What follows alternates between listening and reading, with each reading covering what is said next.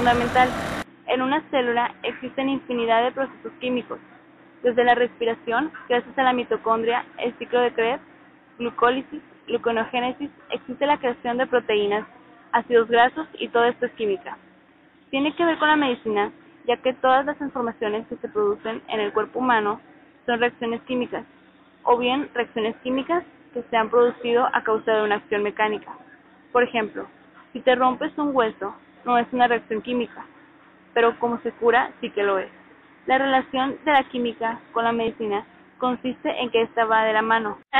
La química puede influir de dos maneras. Uno, el diagnóstico. Muchísimas enfermedades se diagnostican a través de simples reacciones químicas. Por ejemplo, la determinación de glucosa en sangre es una reacción. 2. Síntesis de nuevos medicamentos. Imagínate que extraes de una plantita una sustancia que tiene un efecto, pero es mínimo, y por lo tanto necesitas dosis muy grandes, que pueden ser tóxicas. Bueno, pues con la química orgánica le puedes agregar, quitar o modificar grupos funcionales que la hagan mucho más efectiva, y necesitas una menor dosis. En este campo, tienes también la química combinatoria, que con computadoras se sintetizan miles de moléculas y se prueban para determinar su efecto terapéutico, obteniendo de una o dos que pueden ser de utilidad.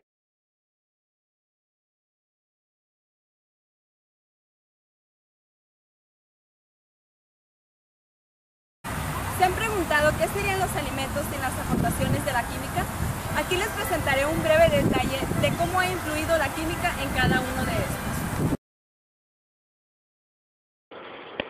La química en los alimentos. Un alimento es una sustancia no venenosa, comestible o bebible que consta de componentes que pueden ingerirse, absorberse y utilizarse por el organismo para su mantenimiento y desarrollo. Desde un punto de vista químico, los alimentos tienen la siguiente composición. 1. Hidratos de carbono o sus constituyentes. 2. Grasas o sus constituyentes. 3. Proteínas o sus constituyentes. 4. Vitaminas o precursores con los que el organismo puede elaborarlas. 5. Sales minerales. 6. Agua. Por lo tanto, todo lo que comemos es una mezcla de compuestos químicos. Actualmente podemos conservar los alimentos más tiempo y no dependemos, como en el pasado, de un consumo estacional y rápido.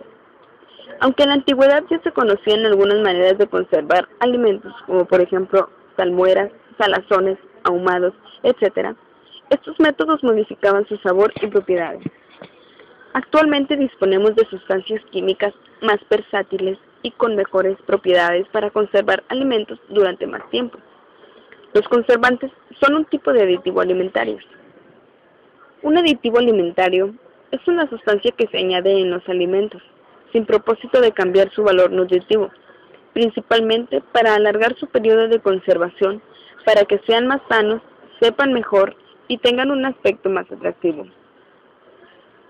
Los aditivos se clasifican según su función en 1.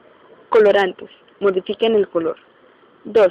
Edulcorantes, modifican el sabor. 3. Aromatizantes, modifican el olor. 4. Conservantes, impiden alteraciones químicas y biológicas. 5. Antioxidantes, evitan la oxidación de los componentes de alimentos. 6. Estabilizantes, confieren una estructura determinada. 7. Correctores de la acidez. 8. Potenciadores del sabor, refuerzan el sabor de otros compuestos presentes.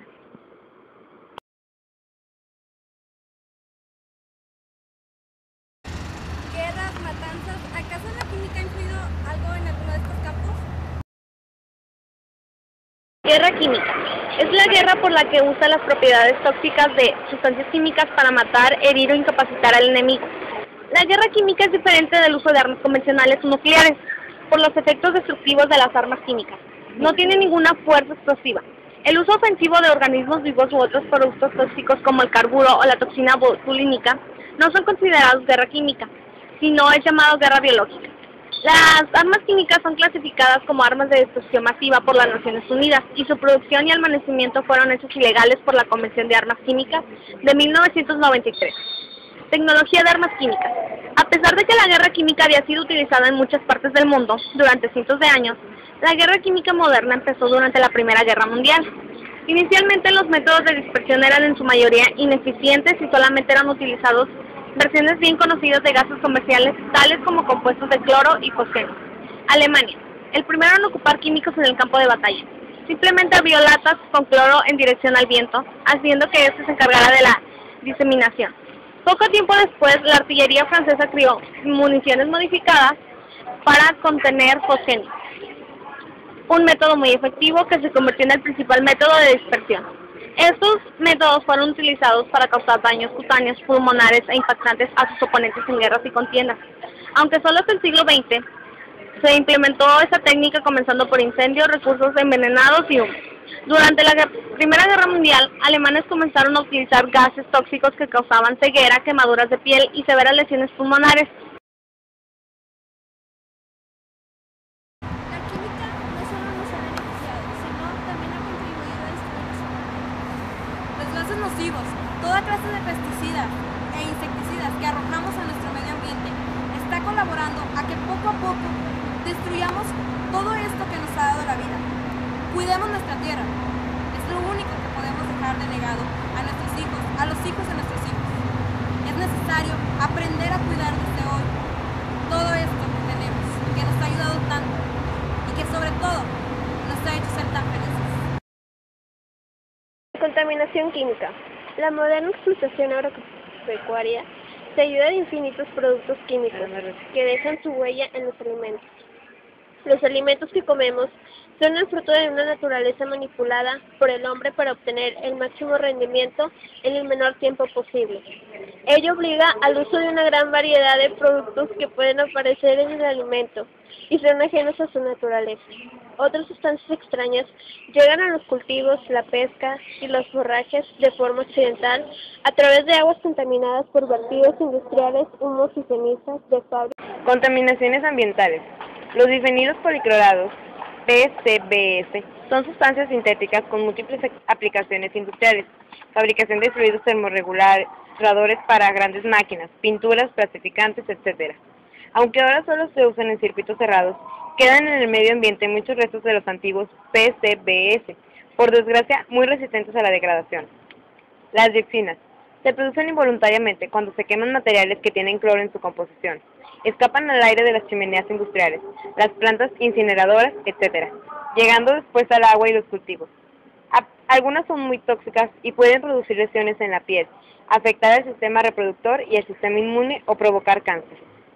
Los metales pesados, cadmio, plomo, mercurio y el arsénico, se emplean continuamente en la minería y la industria para fabricar abonos, pilas o combustibles para el transporte. Son muy resistentes a la degradación y se acumulan en los vegetales y en los animales, sobre todo en los peces grandes depredadores de agua salada y dulce.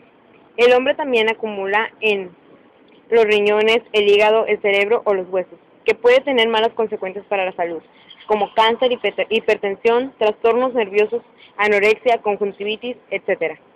La radioactividad es un fenómeno natural y la radiación de fondo es baja, aunque desigual en toda la superficie terrestre. Existen fuentes artificiales de radioisótopos, centrales nucleares, máquina industrial, aparatos médicos, cuyas emisiones pueden depositarse sobre la vegetación silvestre y pasar a la carne y la leche del ganado que la pasa. ¿Qué se puede hacer? El consumidor está desarmado, pues la contaminación química rara vez se aprecia a simple vista. Por norma general, lave y pele las frutas antes de comerlas. Lave también las verduras y hortalizas. Desecha el caldo de cocción de las verduras, pues se llevará disueltas muchas sustancias indeseadas. No compre productos de origen desconocido, pues pueden provenir de huertas incontroladas cercanas a vertederos, carreteras, industrias y otros entornos particularmente contaminados.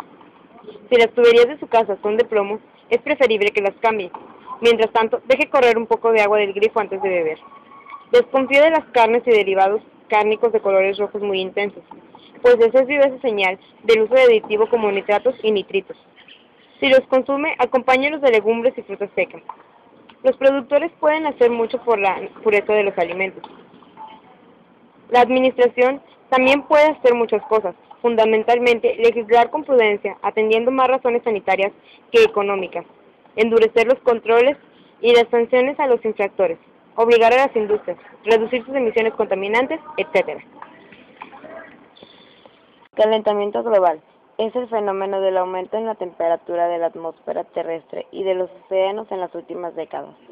Los contaminantes del aire se acumulan en la atmósfera formando una capa cada vez más gruesa, atrapando el calor del Sol y causando un calentamiento del planeta. Este calentamiento está provocando consecuencias irreparables. Por ejemplo, sequías severas que causan mayor escasez de agua, deforestación que aumenta o hace surgir desiertos, huracanes, ciclones, que hace que se evapore más el agua de los océanos, potenciando este tipo de catástrofes. El aumento en los niveles del mar producirá inundaciones costeras. El trastorno en hábitats como los arrecifes de coral y los bosques podrían llevar a la extinción de muchas especies vegetales y animales, ocasionando variaciones en el ecosistema. Pero más aún, el derretimiento de los glaciares.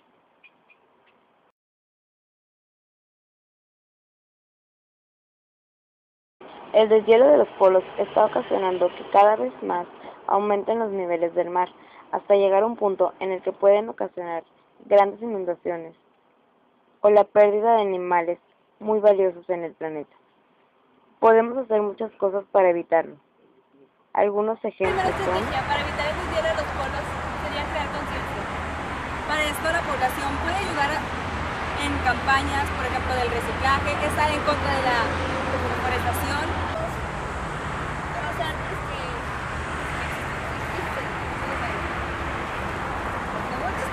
Tratando de plantar más árboles y concientizando a las industrias de que contaminen menos. Para finalizar, podemos utilizar la regla de las 3 R's: reciclar, reutilizar y reducir. Podemos volver a utilizar lo que creemos que es basura. Nos ayudará a nuestra economía, en nuestra salud y sobre todo a nuestro lindo planeta. Nos hemos dado cuenta que la química ha influido tanto en los ámbitos de la vida cotidiana.